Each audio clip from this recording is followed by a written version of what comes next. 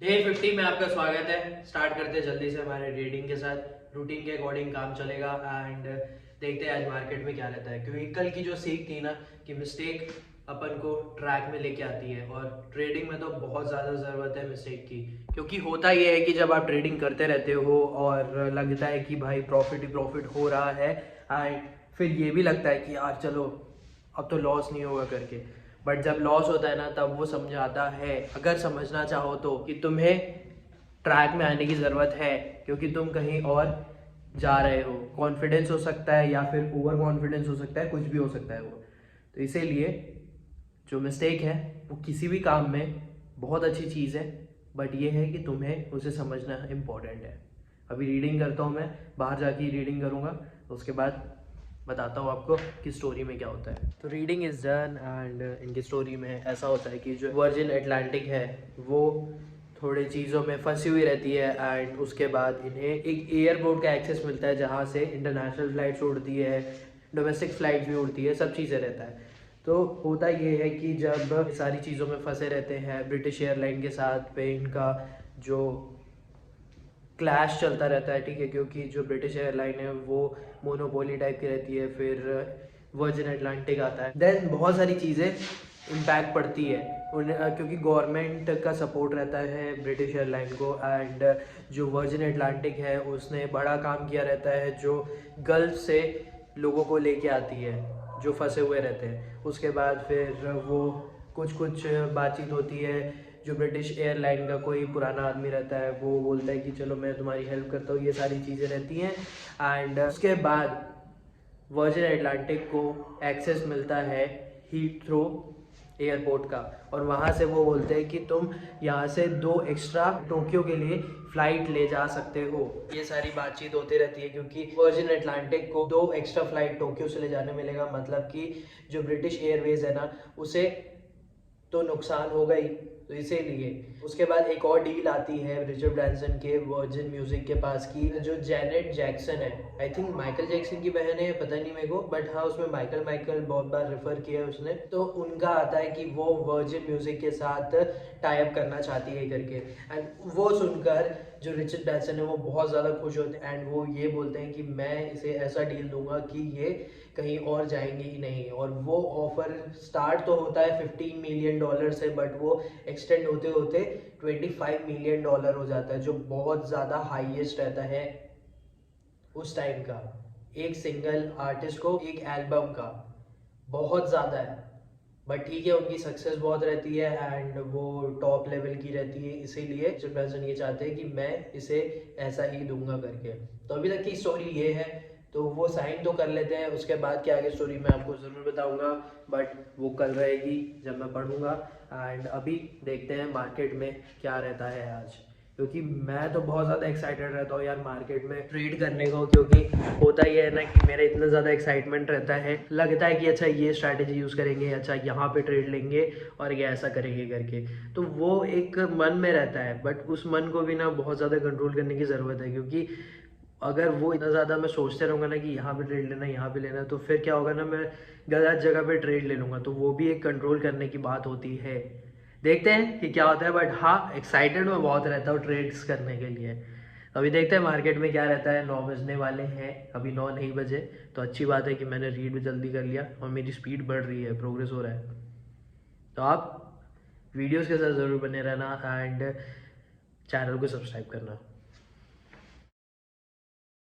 9:52 हो रहा है, अभी मैं आपको चार्ट दिखा देता हूँ। मेरा एक ट्रेड हो चुका है और मैंने 6 से 7 पॉइंट का ही ट्रेड था उसमें, उसके बाद वो ऊपर चला गया था। मेरा एक सेट टारगेट था, मेरे को निकलना था, क्योंकि एज़ पर जो भी मैंने सोचा था एक स्कैल्प करके निकलूँगा, उसके बाद देखता हूँ आगे कि और कोई पोजीशन बनाऊँगा तो इसकी वजह से था। बट हाँ वो और थोड़ा ऊपर चला गया, अप्रॉक्स कुछ 15-20 पॉइंट, वो मेरे को थोड़ा लगा मैं जल्दी निकल गया, बट नहीं, सेट टारगेट है तो बिकॉज ऑफ डैट मैं निकला हूँ।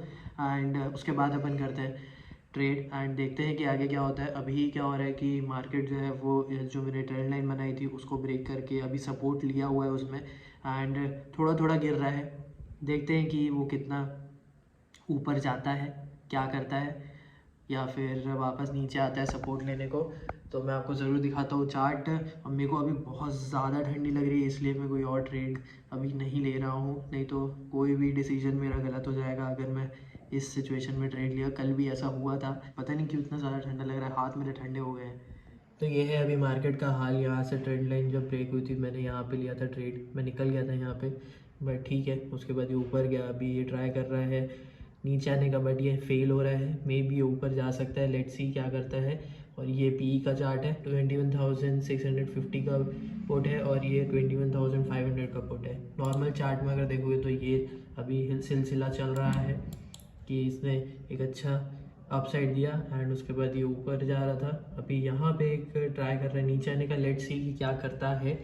मे बी ये नीचे थोड़ा और आके उसके बाद ये ऊपर चला जाए, लेट्स सी कि क्या करता है। मैं आप ज़रूर आगे बताऊंगा, अगर कोई और ट्रेड होता है तो भी बताऊंगा। Scalp was just a start, let's see कि कहाँ मैं पोजीशन बनाऊंगा तो मैं हेज में बनाऊंगा मे बी, लेट्स सी। 10:09 हो रहा है अभी। मैंने एक यहाँ पे ट्रेड लिया था और मैं अप्रोक्स यहाँ पे कुछ एग्जिट करा क्योंकि मेरा इसके अकॉर्डिंग टारगेट था और मैं टारगेट सेट करके रखा हुआ था। तो मेरा एक और ट्रेड हो चुका है, ओके, एंड वो भी स्कैल्प था, बट हाँ उसके बाद वो ऊपर चला गया, बट ठीक है, ये सारी चीज़ें रहती हैं। एंड जैसे मैं अभी ट्रेड कर रहा हूँ उसके बाद और थोड़ा इंक्रीज़ होगा, बट ये है कि मुझे हाँ थोड़ा और इंक्रीज़ करना है। ये चीज़ें तो मैं कैच कर ले रहा हूँ और अच्छी बात है कि ट्रेड ली, क्योंकि ये जो मूवमेंट हुआ है वो पहले भी मैंने देखा हुआ है, इसीलिए मैंने ट्रेड लिया यहाँ पे कि फॉल कर सकता है करके। और अगर नॉर्मल चार्ट में भी अगर आपको मैं दिखाऊंगा ना, तो फिर ये हुआ है कि ये ट्रेंड लाइन को ब्रेक कर दिया है। It is good thing. देखते हैं कि यहाँ पे ये रिट्रेस करके ये नीचे आता है कि ये वापस ऊपर चला जाता है, लेट्स सी कि क्या करता है। बाकी अगर ये यहाँ से फॉल करने का दिखा ना, फिर ये नीचे गिर सकता है। लेट्स सी कि मूवमेंट कैसा रहता है। अभी तो मैं फ़िलहाल के लिए उठ रहा हूँ क्योंकि मेरे को बहुत ज़्यादा ठंडी लग रही है, मेरे हाथ बहुत ज़्यादा ठंडे हो गए हैं और मैं थोड़ा थोड़ा शिवर कर रहा हूँ। तो मैं थोड़ा धूप में चल के आऊँ, मेरे को मूवमेंट देखना है। ये भी बड़ा एक प्रॉब्लम है कि बहुत अच्छा मूवमेंट अभी एक चल रहा है एंड मैं छोड़ना नहीं चाह रहा हूँ, बट स्टिल जैसी मेरे को ठंडी लग रही है, जो शिवर कर रहा हूँ, उसके अकॉर्डिंग मेरे को थोड़ा उठना पड़ेगा। और मुझे लग रहा है कि ये वापस से ऊपर आ जाएगा, क्योंकि जिस हिसाब से मेरे को कैंडल फॉर्मेशन जो दिख रहा है ना, उस अकॉर्डिंग मैं बोल रहा हूँ। और हाँ, ये ऊपर आएगा, लेट्स सी, मैं आपको ज़रूर बताऊँगा आगे। ये जो 3 बुक्स मैंने निकाली है ना, वो बड़ी इंपॉर्टेंट है, जैसे कि the compound effect, the richest man in Babylon and the almanack of Naval Ravikant.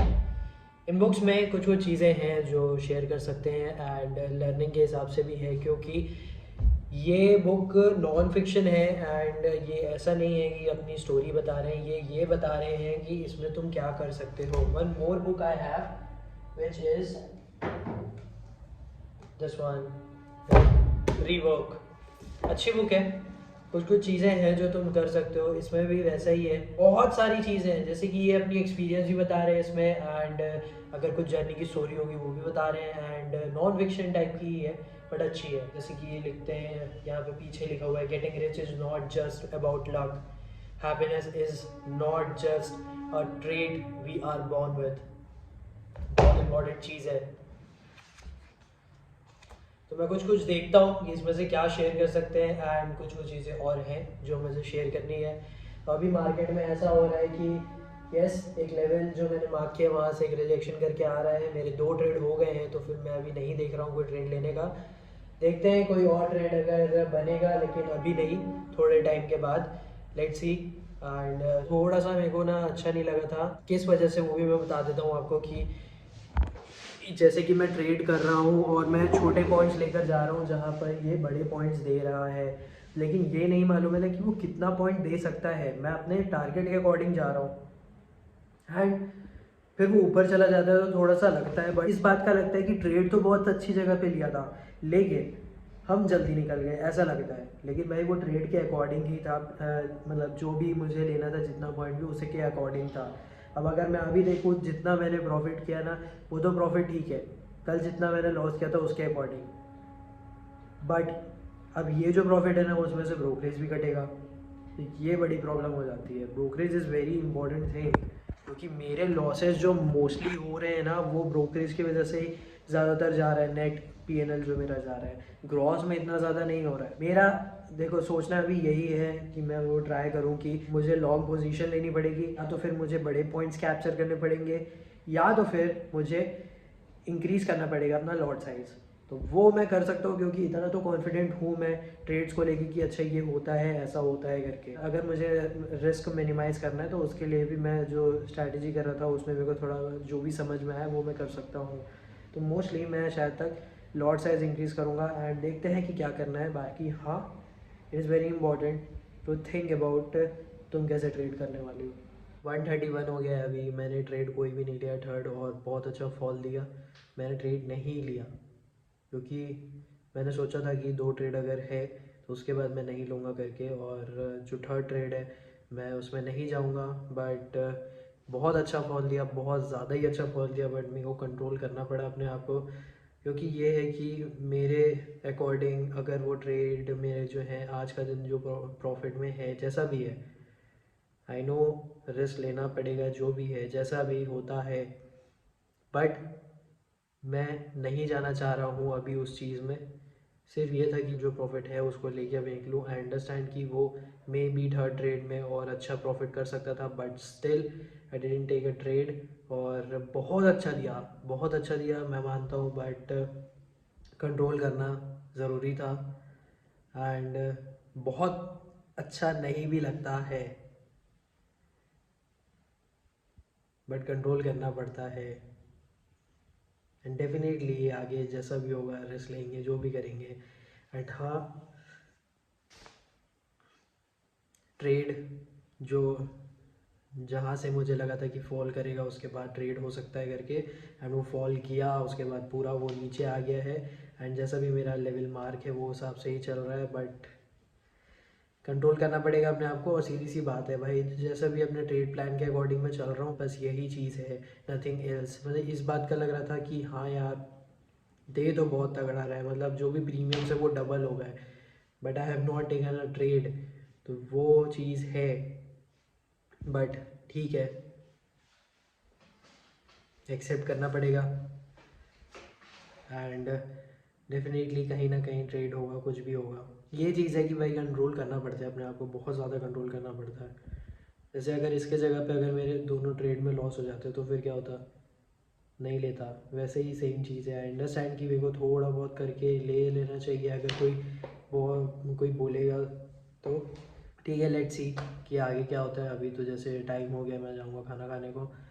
और इन सारी चीज़ों का भी मेरा मूड ख़राब होता है, डेफिनेटली होता है जब चीज़ें छूटती हैं, बट कुछ नहीं कर सकते। तो ट्रेडिंग में लॉस भी होगा, प्रॉफिट भी होगा, चीज़ें छूटेंगी भी और तुम खुद भी छोड़ोगे।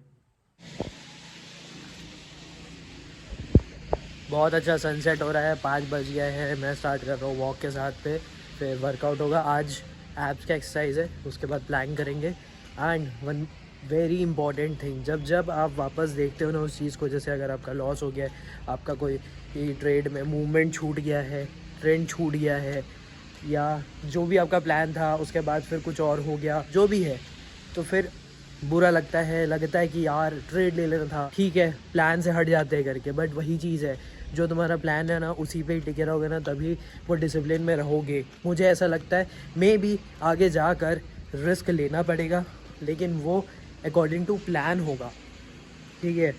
लेकिन अभी जैसा मैं कर रहा हूँ वो भी एक प्लान के अकॉर्डिंग ही चल रहा है। इसीलिए मेरे को लगा था, गंदा लगा था, और सोच भी रहा था यार ट्रेड ले लेना था, यार ट्रेड ले लेना था। बट वही था कि अकॉर्डिंग टू प्लान चलते हैं। 2 ट्रेड हो चुके हैं, प्रॉफिटेबल है दोनों, तो लेट्स कीप दिस ओनली।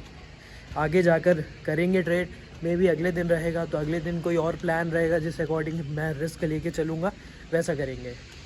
तो ये बहुत ज़्यादा इंपॉर्टेंट चीज़ है कि डिसिप्लिन में रहना एंड अपने आप को कंट्रोल में रखना। अभी वॉक करता हूँ, फिर बाद में और चीज़ें बताता हूँ।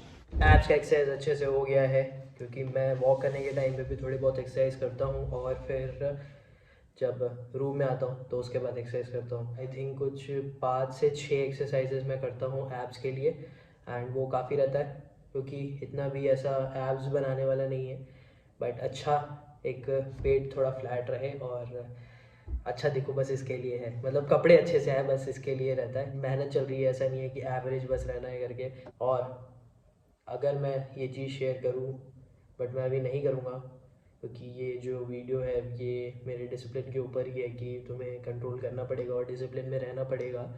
बट मुझे कुछ चीज़ों का अच्छा नहीं लग रहा है कि यार मैं स्केल नहीं कर रहा हूँ, या फिर वही ट्रेड कर रहा हूँ, वन लॉट से ट्रेड कर रहा हूँ, क्या कर रहा हूँ करके ऐसा वैसा। क्योंकि सोशल मीडिया में इतने सारे लोग हैं ना यार, तो उसमें कोई ये कर रहा है, कोई स्टार्ट किया हुआ है तो फिर ऐसा कर रहा है, तो थिंग लगती है। बट वही चीज़ है कि तुम्हें ये सारी चीज़ों से अपने आप को रोकना पड़ेगा, अपने आप को इफ़ेक्ट होने से रोकना पड़ेगा, अपने आप को बहुत ज़्यादा कंट्रोल करना पड़ेगा। जो तुम कर रहे हो उस पर ज़्यादा भरोसा रखो, वही चीज़ है और मैं वही कर रहा हूँ। मैं बाद में क्या शेयर करता, यही चीज़ है जो शेयर करनी थी और शेयर कर दी है। बट यही है कि तुम्हें डिसिप्लिन में रहना पड़ेगा, तो जो भी तुम्हारा प्लान है उसके according. May be right now मेरा जो भी कम प्रॉफिट है, कम लॉस है, बट आगे जाकर बड़ा प्रॉफिट होगा और कम लॉस होगा। क्योंकि चीज़ें मैं जो समझ रहा हूँ ना वो बहुत ज़्यादा इंपॉर्टेंट है। एंड ऐसा नहीं है कि सिर्फ सोशल मीडिया में यही सारी चीज़ें दिखती है, चीज़ें ये भी दिखती हैं कि यार तुम्हें प्रोसेस में फोकस करना है, चीज़ें अच्छी होंगी, वेट करो, ये सारी चीज़ें भी हैं।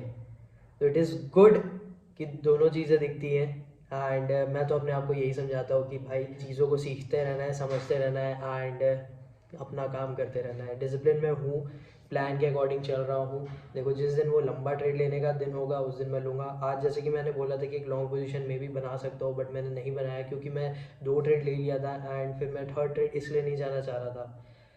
तो ठीक है, देखते हैं आगे कि क्या होता है, एंड प्लान के अकॉर्डिंग चल लेंगे जैसा भी रहेगा उस टाइम ही। क्योंकि मैं सोचता हूँ कि यार ये क्या करूँगा करके, एंड मनी मैनेजमेंट के अकॉर्डिंग, रिस्क मैनेजमेंट के अकॉर्डिंग, और जैसे भी मेरे को ट्रेड करने हैं उस अकॉर्डिंग मैं चल रहा हूँ। डे 50 का सिर्फ एक प्लान बचा हुआ है, वो कंप्लीट करूँगा 5-10 मिनट के बाद।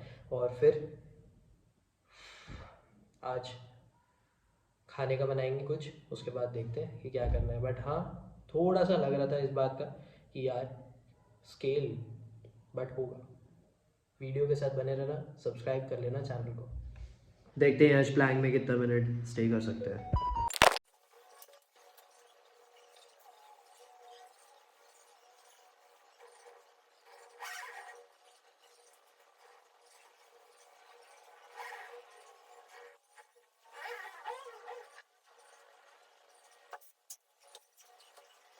दो मिनट 16 सेकेंड, 4 मिनी सेकेंड्स। अब मुझे ये याद नहीं आ रहा है कि 2 मिनट 11 सेकेंड मेरा हाईएस्ट था कि 2 मिनट 21 सेकेंड मेरा हाईएस्ट था। तो देखते हैं कि क्या है। बाकी इट इज़ गुड थिंग कि मेरा हाईएस्ट रहा, जो भी है 2 मिनट के ऊपर मैं रहा हूँ। एंड मैं यही सोच रहा था कि यार मुझे बेटर करना है। एंड सिर्फ इसमें नहीं, प्लैंक में, मतलब कि ट्रेडिंग में एंड लाइफ में, जो भी मुझे बिज़नेस करना है, जो भी मुझे काम करना है, वो सब अच्छा करना है। तो definitely I will do better. Channel के साथ आप ज़रूर बने रहना। डे 50 की वीडियो ख़त्म करते हैं, एंड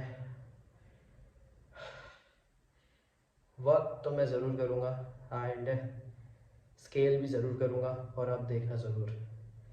मिलते हैं आपसे डे 51 को। एंड अगर यहाँ तक आपने वीडियो देख लिया है, प्लीज़ वीडियो को लाइक करना, कमेंट करना ज़रूर कि आपको क्या लगता है। और ये जो भी चीज़ें होती है ना, डिसिप्लिन, कंट्रोल, ये सिर्फ ट्रेडिंग को लेके नहीं होती है, ये हर एक काम में ज़रूरी होती है। अगर आपको ग्रोथ चाहिए, अगर आपको अपने काम में बहुत अच्छा रहना है तो। अब मिलते हैं आपसे कल। Thank you for watching.